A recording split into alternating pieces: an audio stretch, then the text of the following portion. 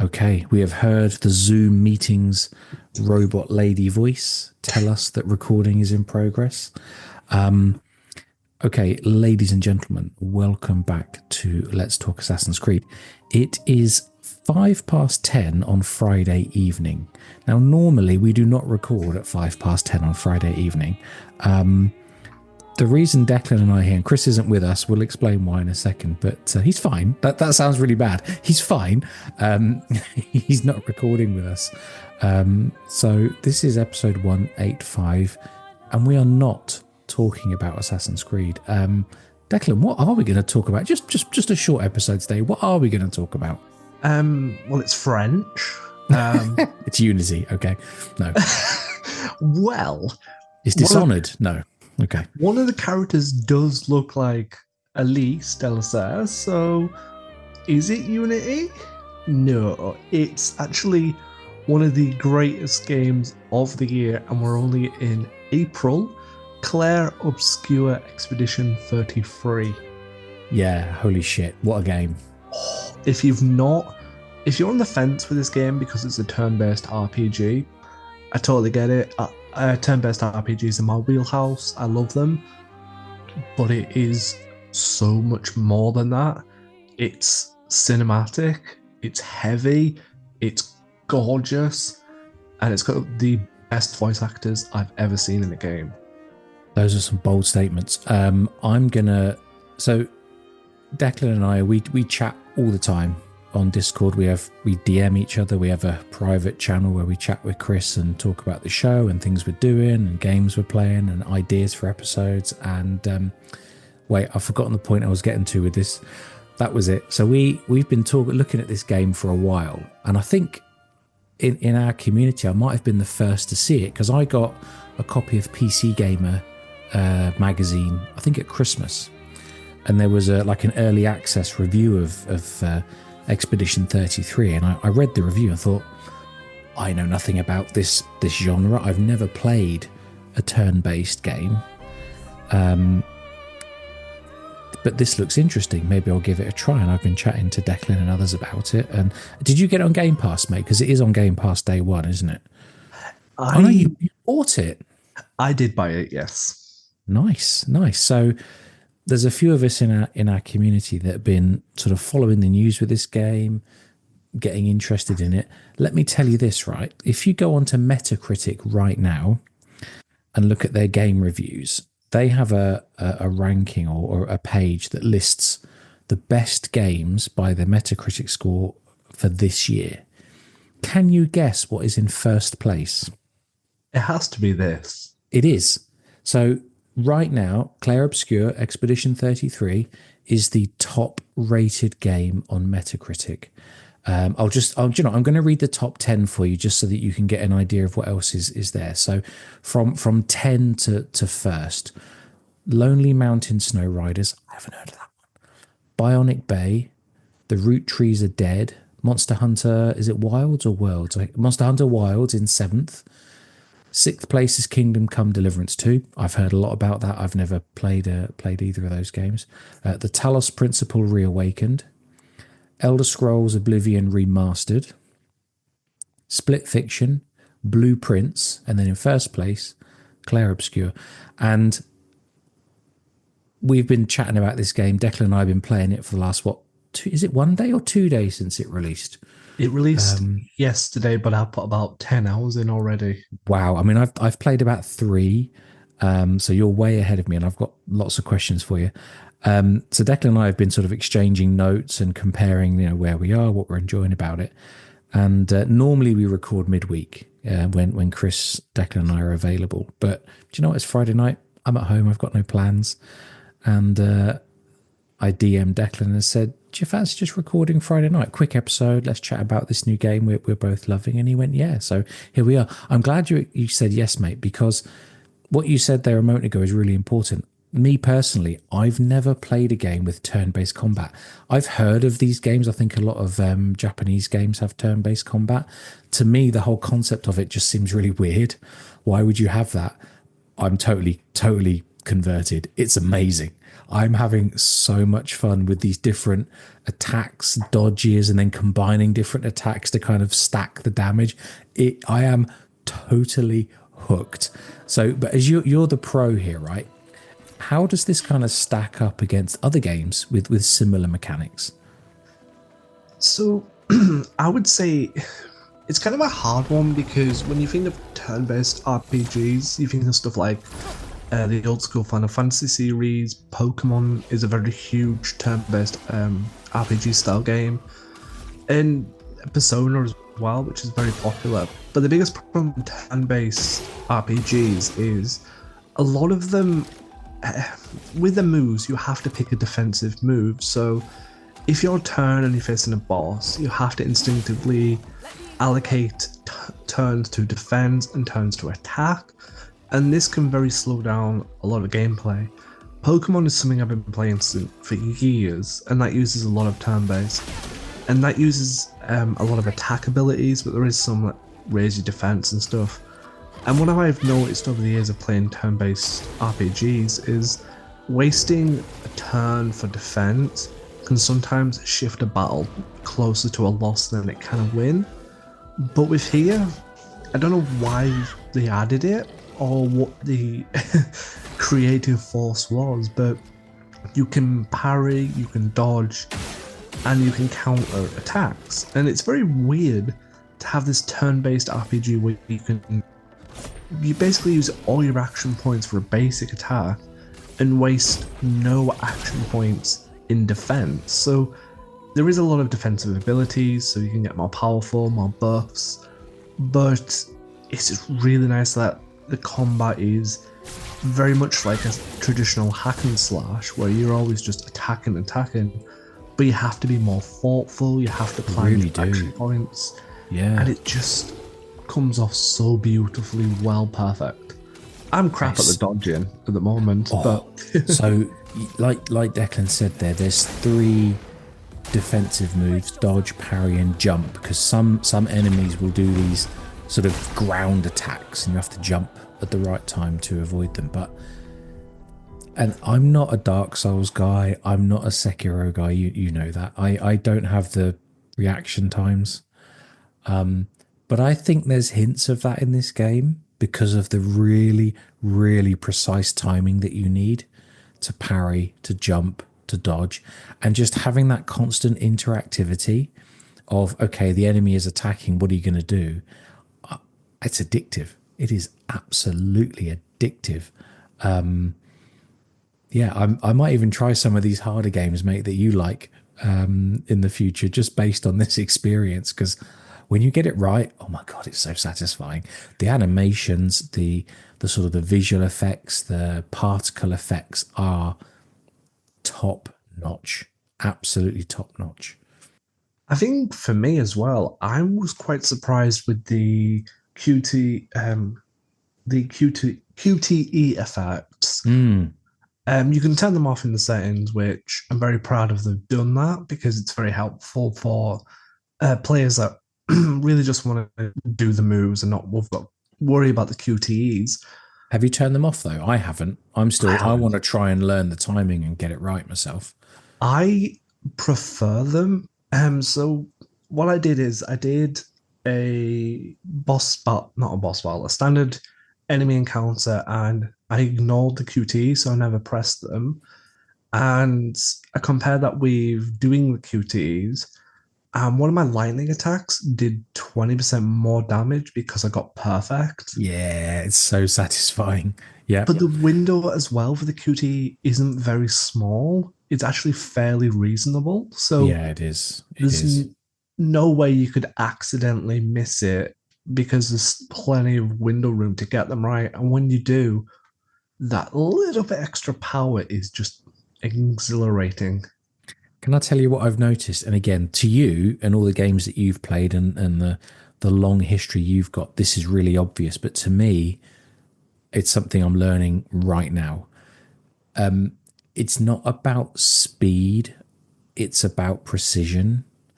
And there's a rhythm to everything. And do you know what? A lot of these moves, whether you're doing an attack move where you've got to synchronize usually two, sometimes one button presses, as you say, to buff your attacks, or whether you're trying to dodge and parry. There's a rhythm to the enemy attacks, or there's a rhythm to your attacks. So there's a beat, like bum bum bum, skip, and then bum, and then you do your parry or your attack. It reminds me of Hi-Fi Rush, which is a rhythm-based game. Now I'm still learning all these rhythms, right, in Expedition 33, but I quite like the fact that there is a rhythm to it, and you do start to gel with it, and you start to get the inputs at the right time. It's so hard. I'm dying so many times. My party has been wiped out so many times, but it is really satisfying to get right. I think this is why I kind of prefer turn-based RPGs over standard RPGs where it's hack and slash because that beat adds a little bit more flow to the combat. And Mm, I've played a plethora of different games over the years, and I like hack and slash RPGs where I can just wail on an enemy. But there's just something more satisfying where I could do especially in here, I'm doing it with my team. I can do a burn AoE, so all the enemies face burn. And then yeah, with Gustav, I can do a normal attack, which increases damage based on the burn. And that sort of strategic thinking yeah. is make or break. And you can't really, in some RPGs, they have that where, like, sorry, if you set enemy on fire, you do more damage. But you get to a point in them RPGs where you're just so overpowered that those secondary weapon effects become useless. Where here, even if you are overpowered, they are still useful for the speed of battle. So I've gone back to the starting area to punch the mime because it's doing my head in. Did you beat the mime? Because I thought I'd try it, and I was doing like 10 damage per swing, and it would have taken a year to beat him, and I just walked away in the end. Yeah, I beat him in 1 minute 23 seconds. Wow, that's impressive. I think now I've gone back to the starting area. It's usually one attack move from one character will destroy all enemies. So I'm like I think I do about 2,000 total damage to the enemies in the very first area now. Holy shit! So, what level are your characters? I'm level 10. Now, I've got a question for you here. I'm level 10 now. I've got three members in my party, and the problem I've got is my weapons are only level 3, and I cannot work out how to upgrade them. And I think that's holding me back because I'm doing so little damage.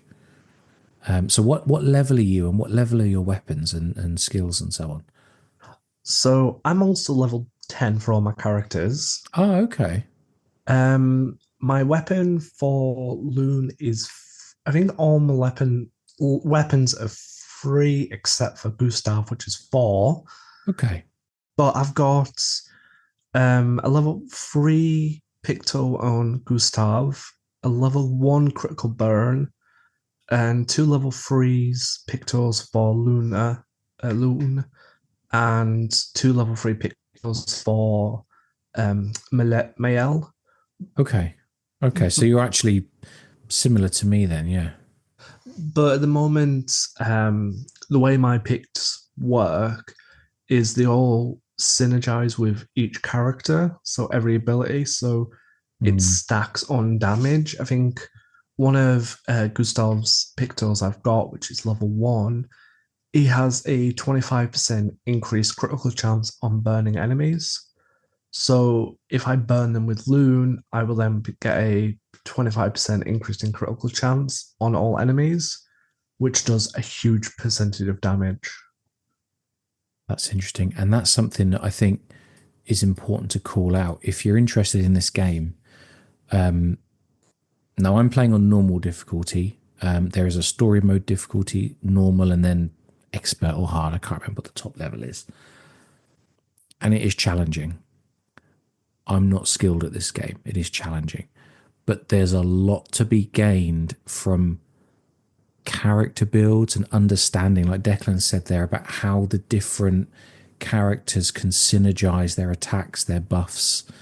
I can't even explain it, but there's a lot in this game, isn't there? And I'll be really interested to see how people start to understand it and then produce guides on the different combos that work together or different buffs. I'm mostly doing a lot of fire damage right now to my three party members and trying to pick different attacks that sort of emphasize or amplify the fire damage. But I'm sure there's lots more to it than that that I'm not understanding yet. I think the biggest thing I learned quite early on is because you can use rest points to change your skills around, which Hmm. I have a talking about point about the rest points in a minute that I love.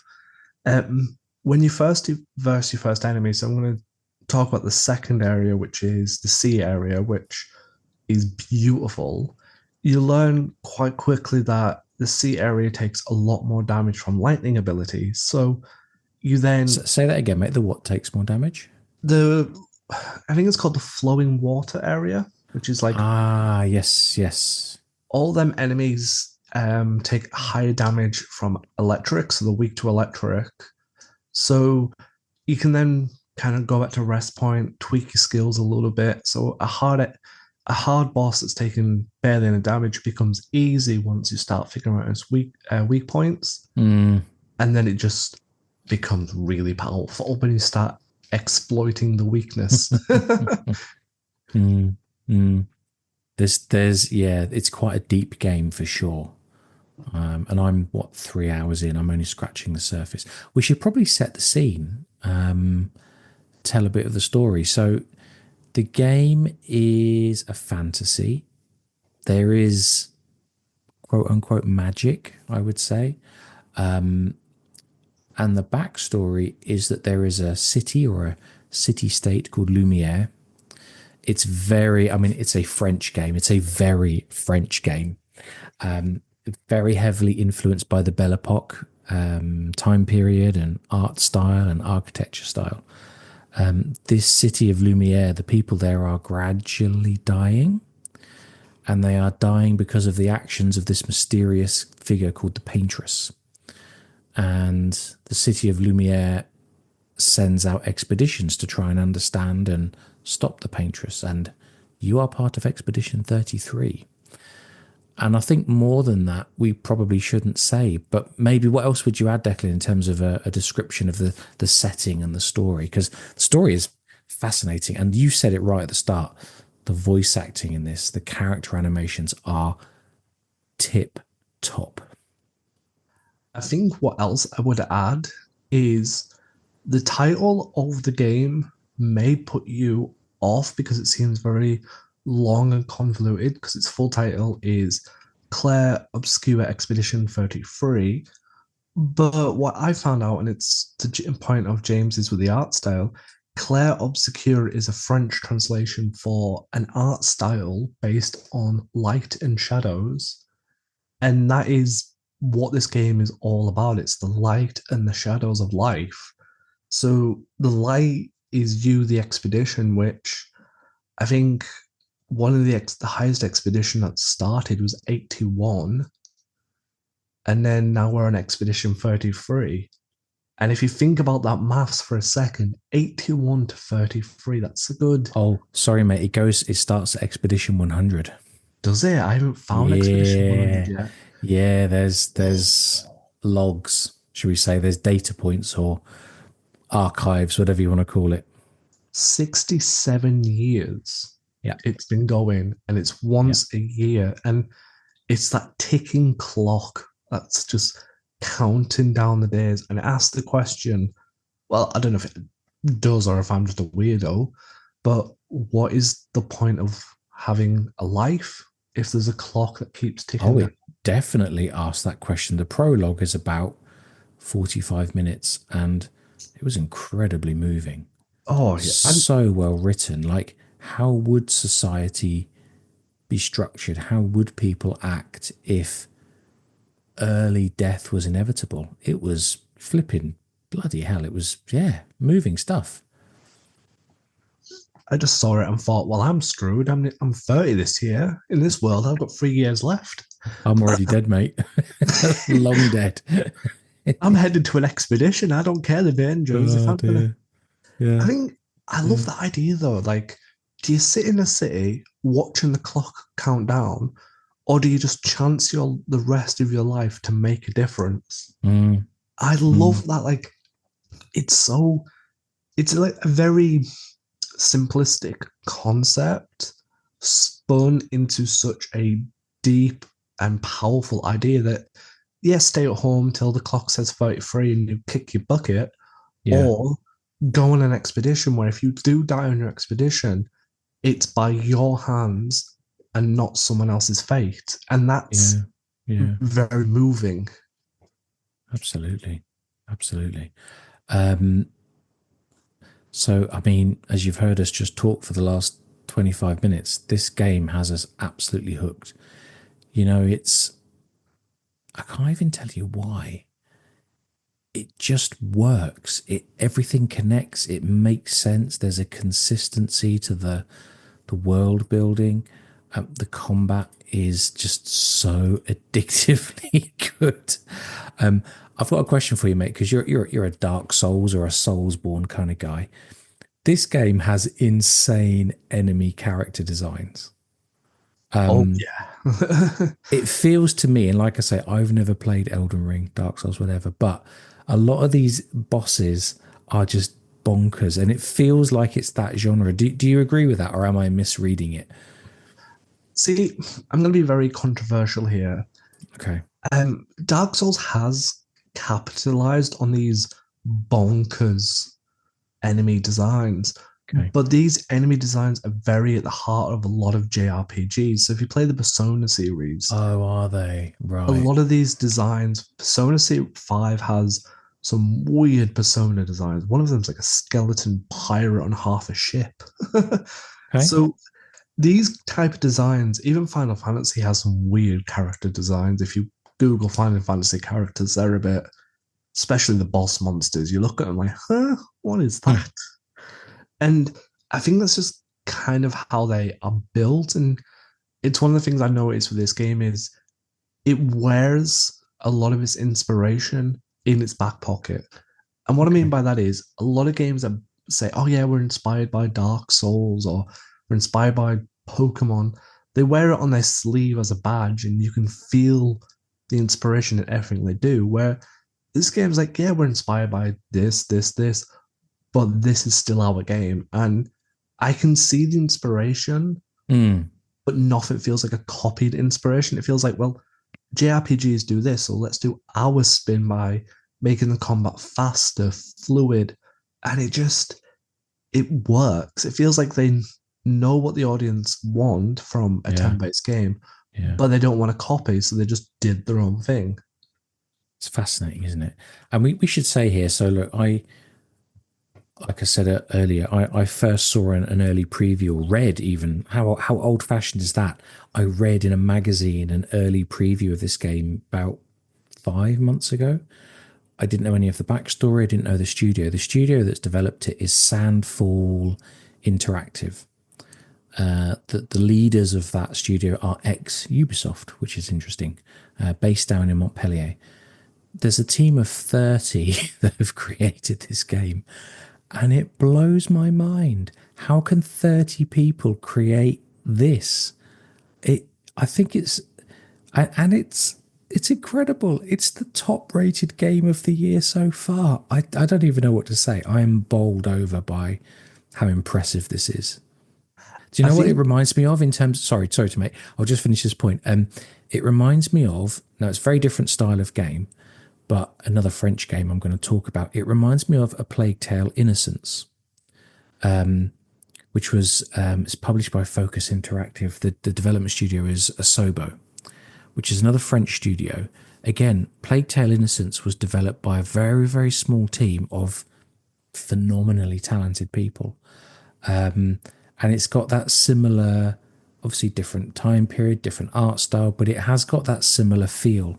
And I think my conclusion here, mate, is I really like games made by French developers because they're amazing.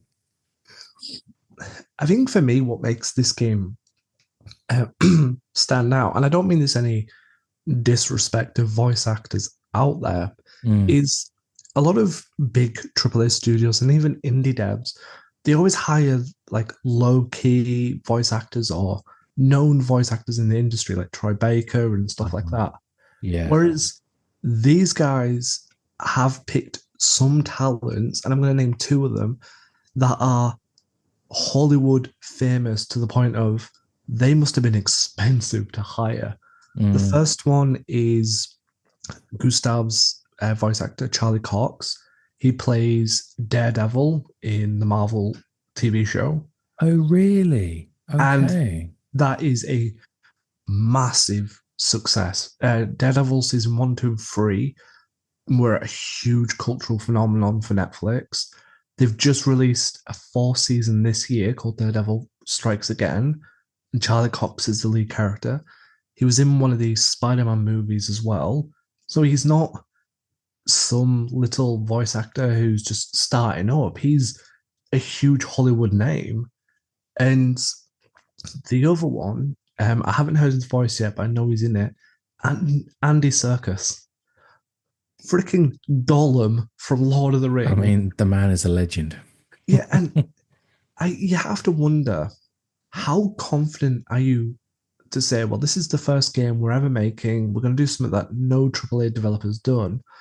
And to start it, we're going to hire some huge talent because if this game flopped, then you've hired all this huge talent for Yeah. no reason. Whereas Yeah. it's blown up, and it even I'm gonna what's the game? I'm gonna point to Assassin's Creed for a valid reason here. Hmm. When you look at Yasuke and Naue, Eivor and Harvey, and even Aya and Bayek's conversations together, there's always that little gap in speaking as the voice actors try and match the lines. Yeah.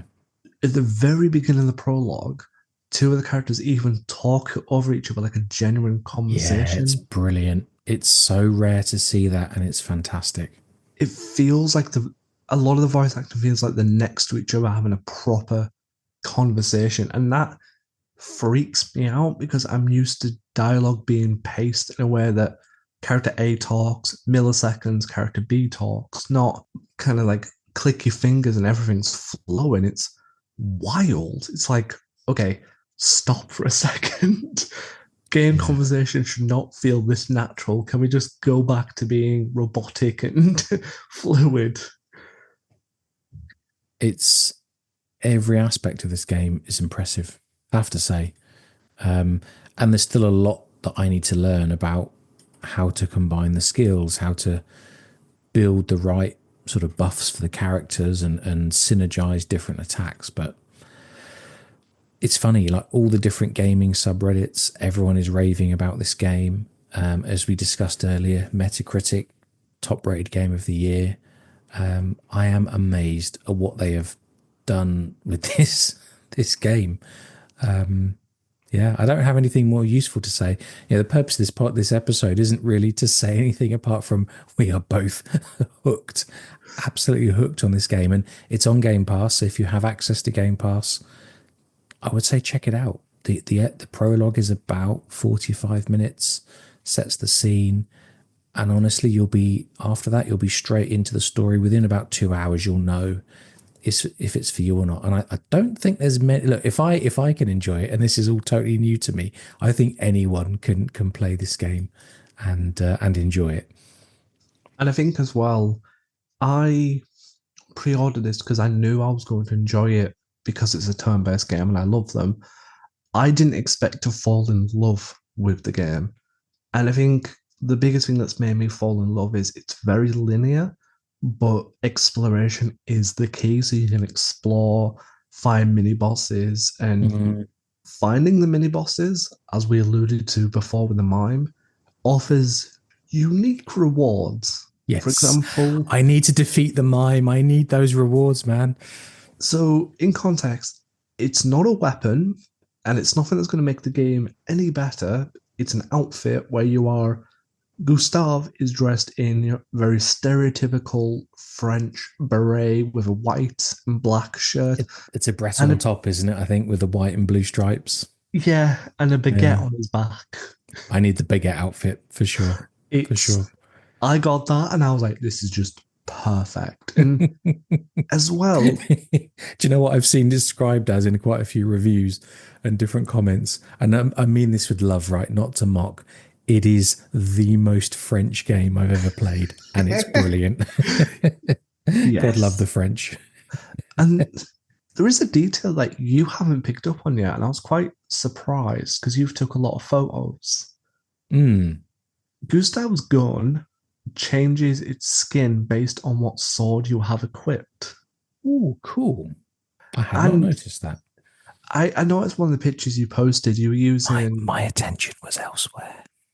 mine was as well. I won't lie.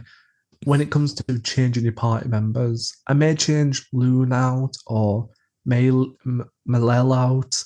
Gustav, he's staying in. I love Charlie Cox. Like, I love the Daredevil show, so I love Charlie Cox as an actor. So Very good. Very he's good. my main all the way, and he has one of the best moves in the entire game that can Yeah. annihilate bosses. Yeah. Well, mate, we've been talking for not long, about 30 minutes, but I think long enough for this late Friday night short episode. Do you want to give us like your closing thoughts on Clair Obscur Expedition 33? My closing thoughts was save your money. Don't spend it on these AAA devs that are bringing out the next big games like Oh, Doom. you're getting political about this. No, I'm silly. Yeah, I'm I being am. silly. I'm being silly. Go on. Because Doom's coming out. We've got GTA 6, but these big developers, they've got enough money. Let them cook for a bit. This is a new studio with their Mm, first ever IP. They need your love. And in this economy, 50 quid for a game is cheap. Most games are 70 quid. So 50 quid. And just like Baldur's Gate 3, you're getting the complete package as of this moment. So there's no microtransactions or hidden DLCs. You pay the 50 quid and you've got the whole game. yeah. But I Yeah. do hope it's DLC because I want to play more when I've completed it. Good shout, mate. So there we are. A short episode, not an Assassin's Creed episode, but we both just wanted to chat about this game and share our love for it. So I hope you enjoyed it. And we'll be back with more shadow stuff very soon.